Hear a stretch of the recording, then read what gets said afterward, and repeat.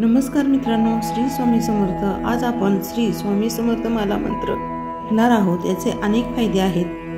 माला मंत्र आपण संपूर्ण ऐकावे। कमीत कमी 11 वेळा दररोज नित्य ऐकल्याने आपल्या घरामध्ये खूप असा चांगला बदल होत असतो। तुमची कोणतीही मनोकामना पूर्ण होते।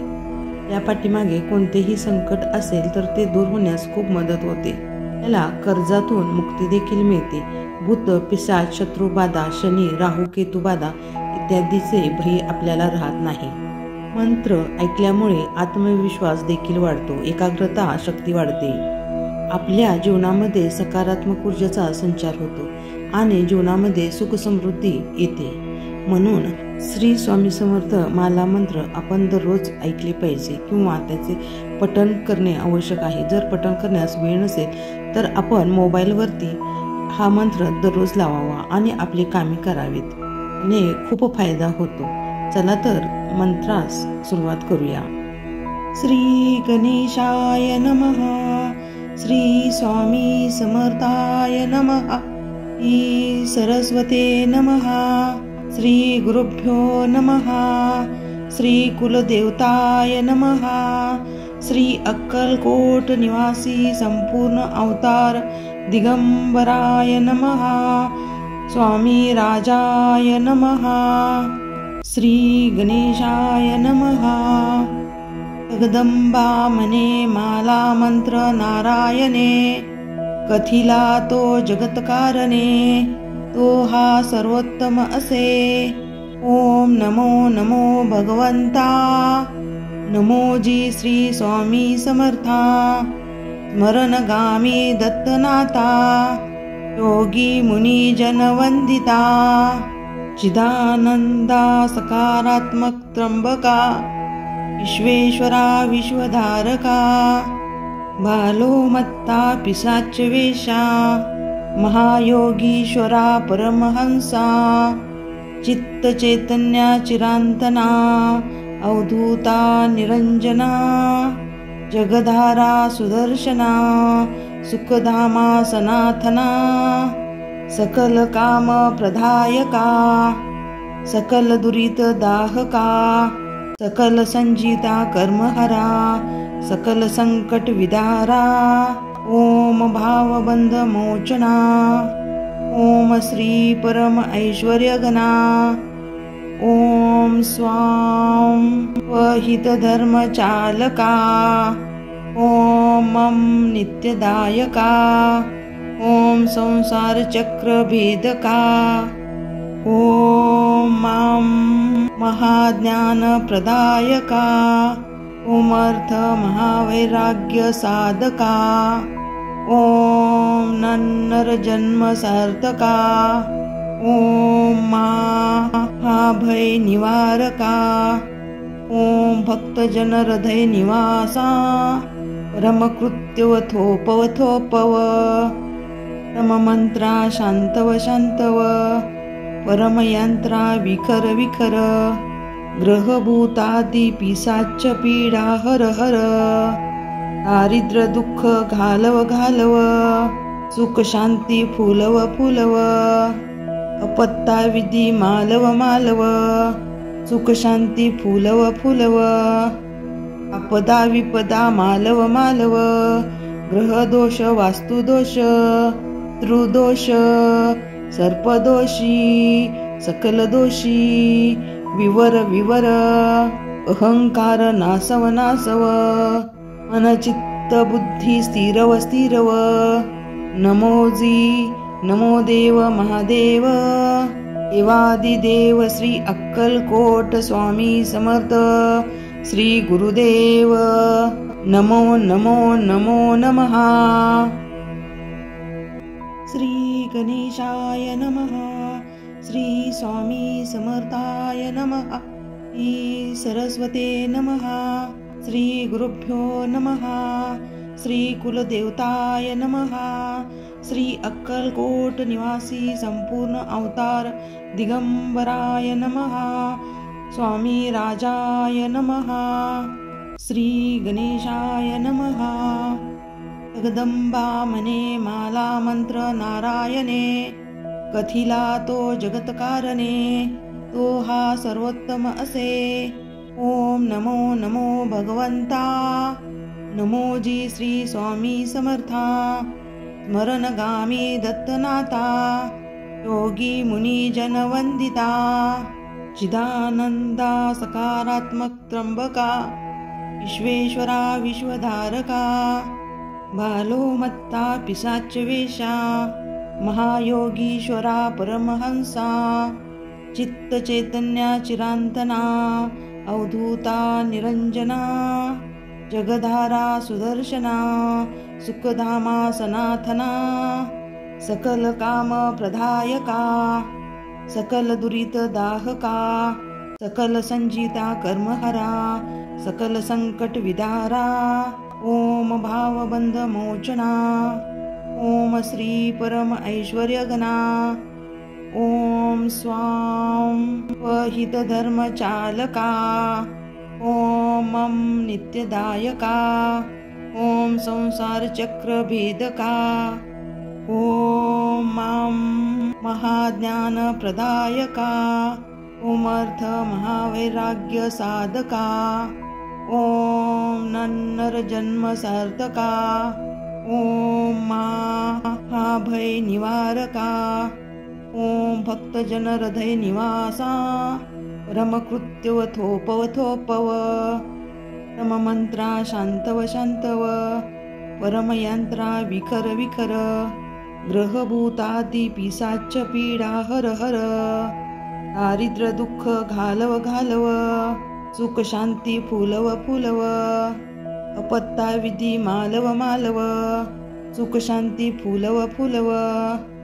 आपदा विपदा मालव मालव, ग्रह दोष वास्तु दोष। त्रुदोष सर्पदोषी, सकल दोषी विवर विवर। अहंकार नासव नासव, मन चित्त बुद्धी स्थिरव स्थिरव। नमोजी नमो देव महादेव, देवादिदेव श्री अक्कलकोट स्वामी समर्थ श्री गुरुदेव। नमो नमो नमो नमः। श्री गणेशाय नमः, श्री स्वामी समर्थाय नमः। श्री सरस्वते नमः, श्री गुरुभ्यो नमः। श्री कुलदेवताय नमः, श्री अक्कलकोट निवासी संपूर्ण अवतार दिगंबराय नमः। स्वामी राजाय नमः, श्री गणेशाय नमः। जगदंबा मने माला मंत्र नारायणे, कथिला तो जगतकारणे, तो हा सर्वोत्तम असे। ओम नमो नमो भगवंता, नमोजी श्री स्वामी समर्था। स्मरणगामी दत्तनाथा, योगी मुनी जनवंदिता। चिदानंदा सकारात्मक त्र्यंबका, विश्वेश्वरा विश्वधारका। बालोमत्ता पिशाच वेशा, महायोगीश्वरा परमहंसा। चित्त चैतन्या चिरांतना, अवधूता निरंजना। जगधारा सुदर्शना, सुखधामा सनाथना। सकल काम प्रदायका, सकल दुरित दाहका। सकल संजिता कर्महरा, सकल संकट विदारा। ओम भावबंध मोचना, ओम श्री परम ऐश्वर्यगणा। ओम स्वां वहित धर्म चालका, ओम नित्यदायका। ओम संसार चक्र भेदका, ओम महाज्ञान प्रदायका। ओम अर्थ महावैराग्य साधका। ओम नन्नर जन्म सार्थका। ओम महाभय निवारका। ओम भक्तजन हृदय निवासा। परमकृत्यव थोपव थोपव, परममंत्रा शांतव शांतव।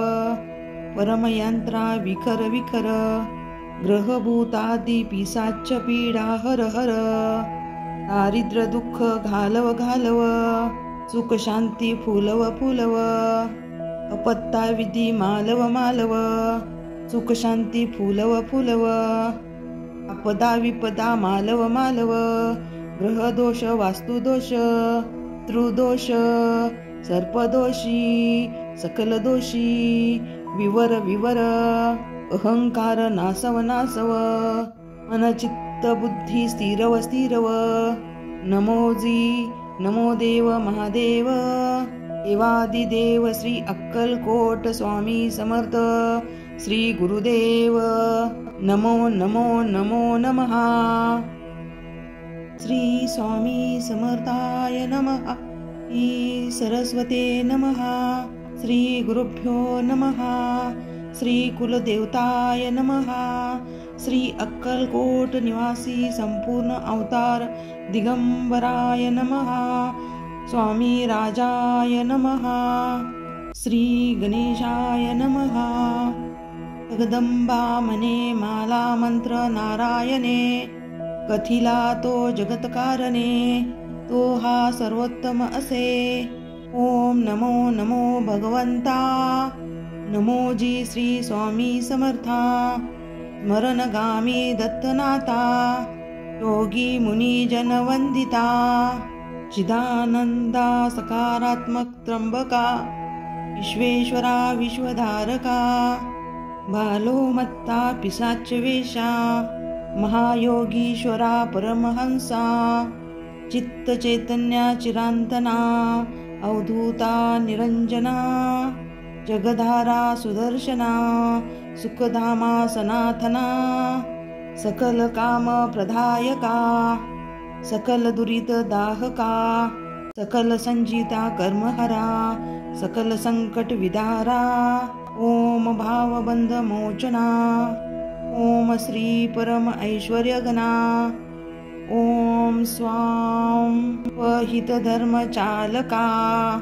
ओम नित्यदायका, ओम संसार चक्र भेदका, ओम महाज्ञान प्रदायका, ओम अर्थ महावैराग्य साधका, ओम नन्नर जन्म सार्थका, ओम महाभय निवारका, ओम भक्त जन हृदय निवासा, रमकृत्यव थोपव थोपव, रम मंत्रा शांतव शांतव, परमयंत्रा विखर विखर, ग्रहभूतादि पिशाच पीडा हर हर, दारिद्र दुःख घालव घालव, सुख शांती फुलव फुलव, अपत्ता विधी मालव मालव, सुख शांती फुलव फुलव, आपदा विपदा मालव मालव, ग्रह दोष वास्तु दोष त्रुदोष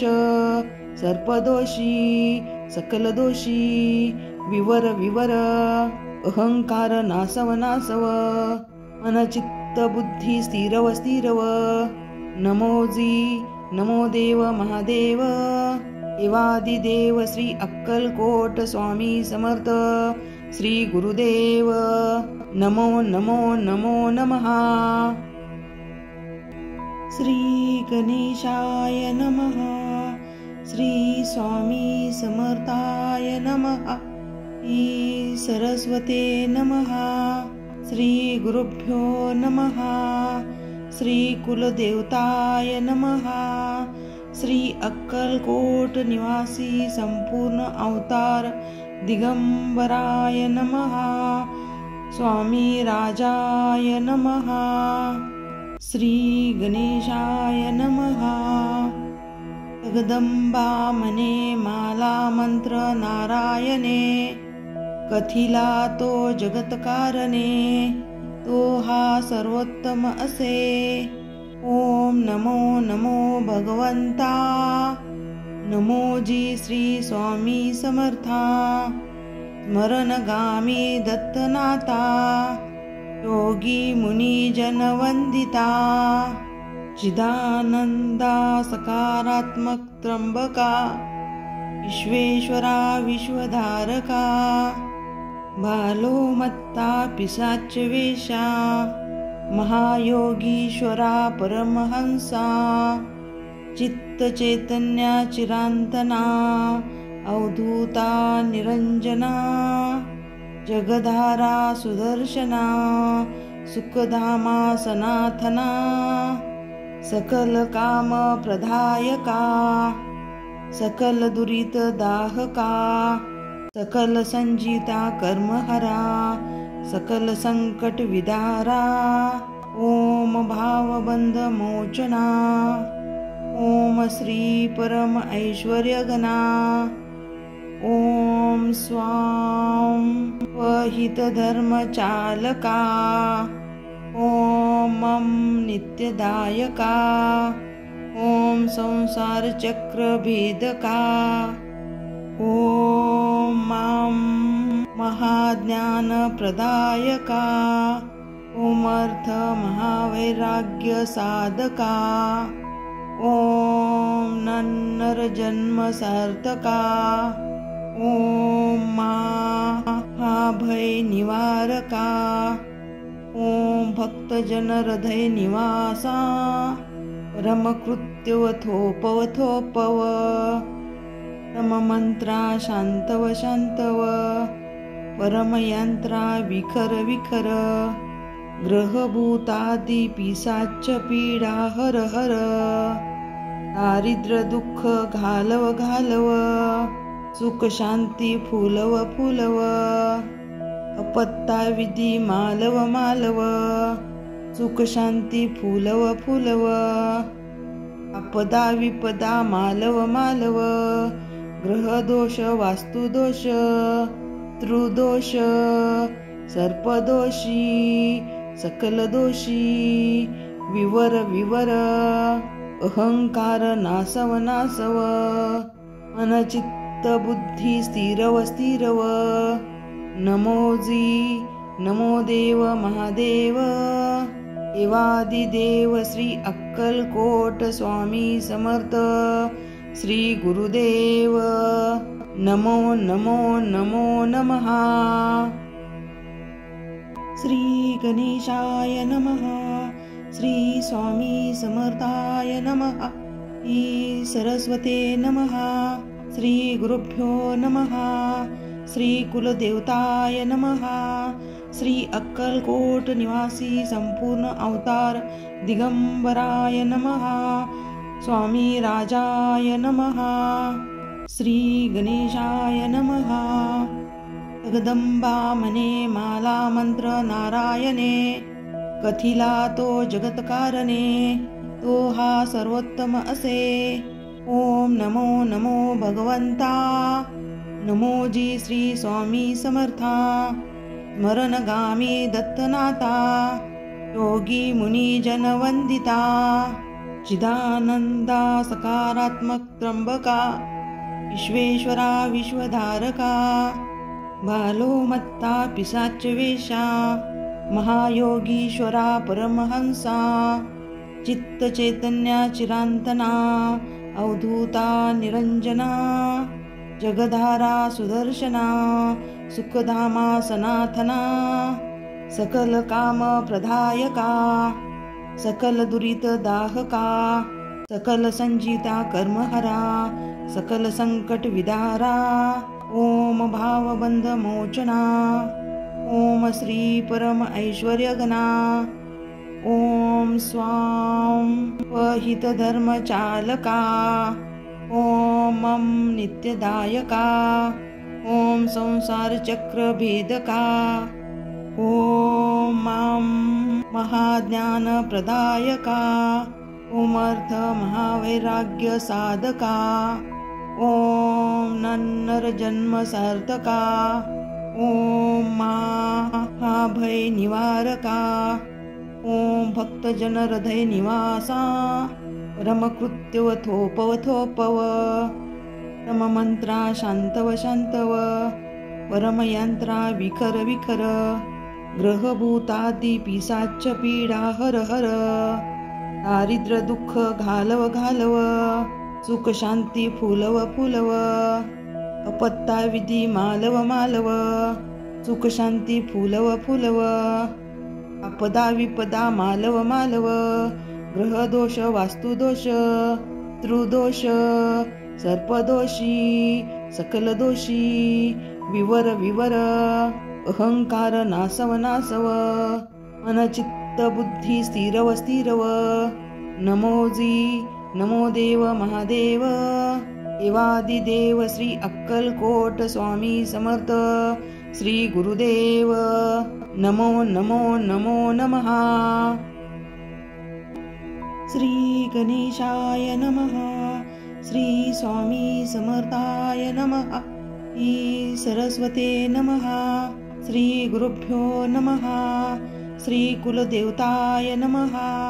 श्री अक्कलकोट निवासी संपूर्ण अवतार दिगंबराय नमः. स्वामी राजाय नमः.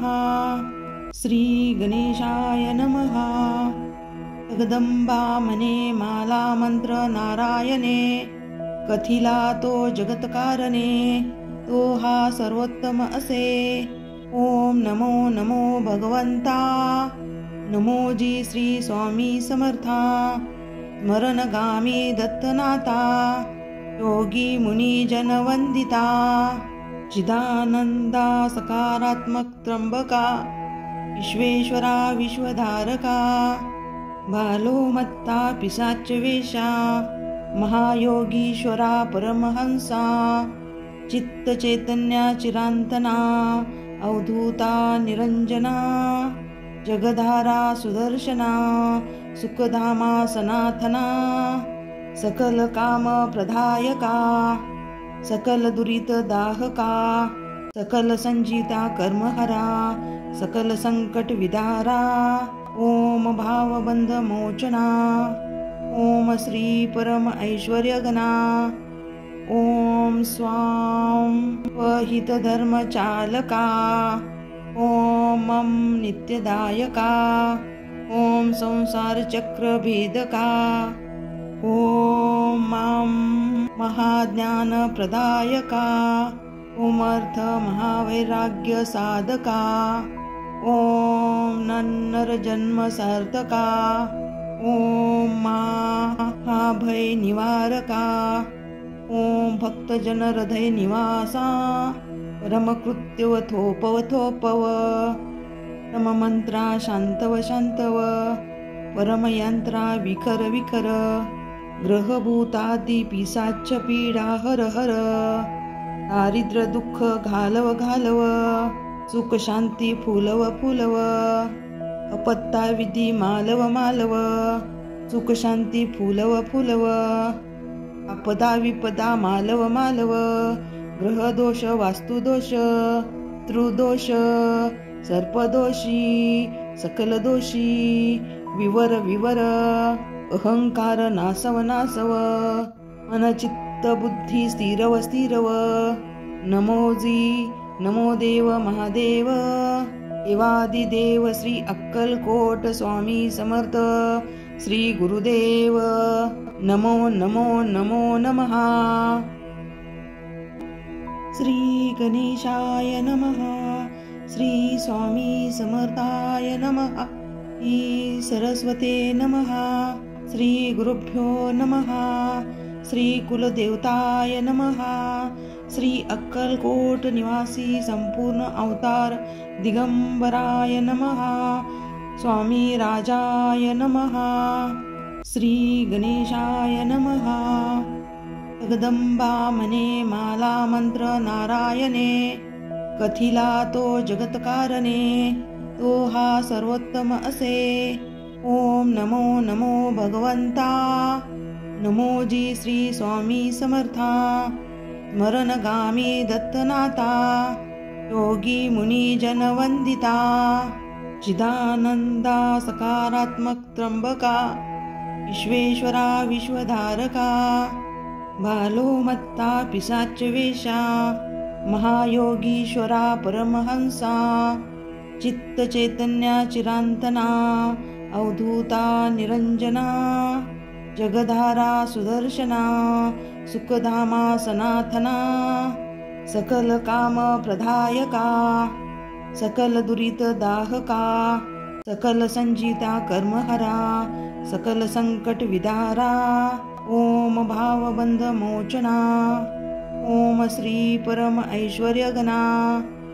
ओम स्वां वहितधर्मचालका ओम मम नित्यदायका ओम संसारचक्रभेदका ओम मां महाज्ञानप्रदायका ओम अर्थ महावैराग्य साधका ओम नन्नरजन्म सार्थका ओम महाभय निवारका ओम भक्तजन हृदय निवासा परमकृत्यवथोपवथोपव परममंत्रा शांतव शांतव परमयंत्रा विखर विखर ग्रहभूतादि पिशाच पीडा हर हर दारिद्र दुःख घालव घालव सुख शांती फुलव फुलव अपत्ता विधी मालव मालव सुख शांती फुलव फुलव आपदा विपदा मालव मालव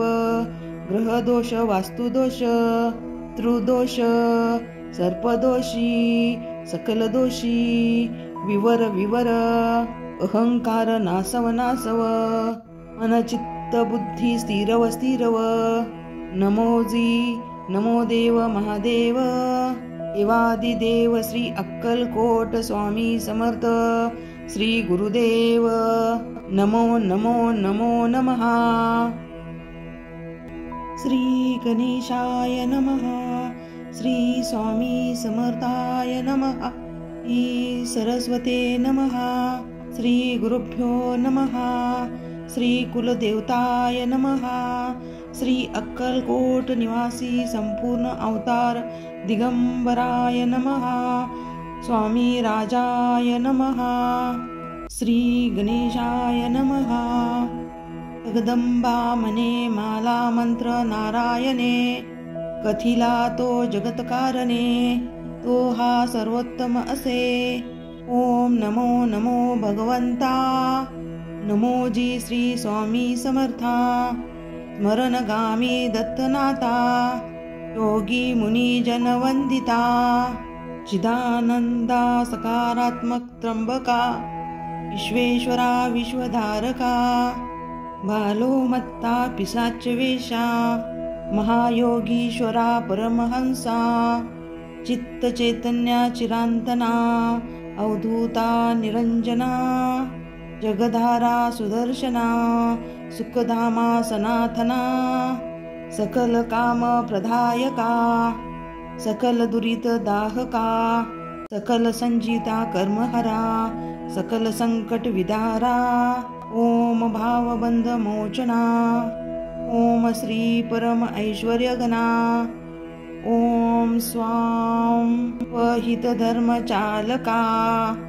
ओम मम नित्यदायका ओम संसारचक्रभेदका ओम मां महाज्ञानप्रदायका ओम अर्थ महावैराग्य साधका ओम नन्नरजन्म सार्थका ओम महाभय निवारका ओम भक्तजन हृदय निवासा परमकृत्यवथोपवथोपव परममंत्रा शांतव शांतव परमयंत्रा विखर विखर ग्रहभूतादि पिशाच पीडा हर हर दारिद्र दुःख घालव घालव सुख शांती फुलव फुलव अपत्ता विधी मालव मालव सुख शांती फुलव फुलव आपदा विपदा मालव मालव ग्रह दोष वास्तु दोष त्रुदोष सर्पदोषी सकल दोषी विवर विवर अहंकार नासव नासव मनचित्त बुद्धी स्थिरव स्थिरव नमोजी नमो देव महादेव देवादिदेव श्री अक्कलकोट स्वामी समर्थ श्री गुरुदेव नमो नमो नमो नमः। श्री गणेशाय नमः। श्री स्वामी समर्थाय नमः। श्री सरस्वते नमः। श्री गुरुभ्यो नमः। श्री कुलदेवताय नमः। श्री अक्कलकोट निवासी संपूर्ण अवतार दिगंबराय नमः। स्वामी राजाय नमः। श्री गणेशाय नमः। जगदंबा मने माला मंत्र नारायणे, कथिला तो जगतकारणे, तो हा सर्वोत्तम असे। ओम नमो नमो भगवंता, नमो जी श्री स्वामी समर्था। स्मरणगामी दत्तनाथा, योगी मुनी जन वंदिता। चिदानंदा सकारात्मक त्र्यंबका, विश्वेश्वरा विश्वधारका। बालो मत्ता पिशाच वेशा, महायोगीश्वरा परमहंसा। चित्त चैतन्या चिरांतना, अवधूता निरंजना। जगधारा सुदर्शना, सुखधामा सनातना। सकल काम प्रदायका, सकल दुरित दाहका। सकल संजीता कर्महरा, सकल संकट विदारा। ओम भावबंध मोचना, ओम श्री परम ऐश्वर्यगणा। ओम स्वाम वहित धर्म चालका। ओम नित्यदायका। ओम संसार चक्र भेदका।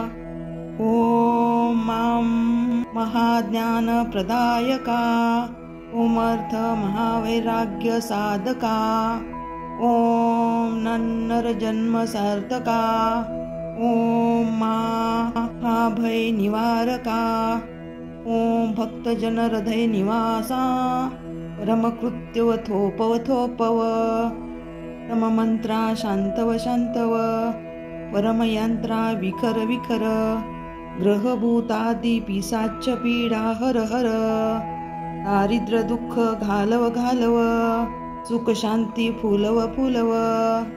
अपत्ता विधी मालव मालव। सुख शांती फुलव फुलव। आपदा विपदा मालव मालव। ग्रह दोष वास्तु दोष त्रुदोष सर्पदोषी सकल दोषी विवर विवर। अहंकार नासव नासव। अनचित्त बुद्धी स्थिरव स्थिरव। नमोजी नमो देव महादेव। देवादिदेव श्री अक्कलकोट स्वामी समर्थ श्री गुरुदेव। नमो नमो नमो नमः।